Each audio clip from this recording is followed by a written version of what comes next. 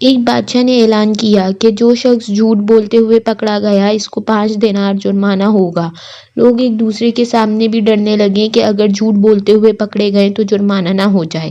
ادھر بادشاہ اور وزیر بھیس بدل کر شہر میں گھومنے لگے۔ جب تھک گئے تو آرام کرنے کی غرض سے ایک تاجر کے پاس ٹھہرے۔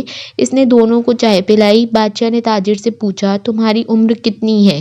تاجر نے کہا 20 سال۔ تمہارے پاس دولت کتنی ہے؟ تاجر نے کہا 70,000 دینار۔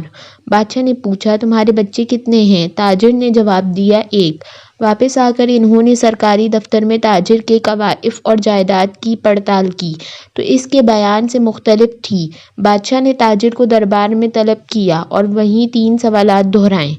تاجر نے وہی جوابات دیے۔ بادشاہ نے وزیر سے کہا، اس پر 15 دینار جرمانہ عائد کر دو اور سرکاری خزانے میں جمع کرا دو کیونکہ اس نے 3 جھوٹ بولے ہیں۔ سرکاری کاغذات میں اس کی عمر 35 سال ہے۔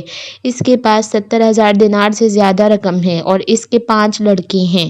تاجر نے کہا، زندگی کے 20 سال ہی نیکی اور ایمانداری سے گزرے ہیں، اسی کو میں اپنی عمر سمجھتا ہوں، اور زندگی میں 70,000 دینار میں نے ایک مسجد کی تعمیر میں خرچ کیے ہیں، اس کو اپنی دولت سمجھتا ہوں، اور 4 بچے نالائق اور بد اخلاق ہیں، ایک بچہ اچھا ہے، اسی کو میں اپنا بچہ سمجھتا ہوں۔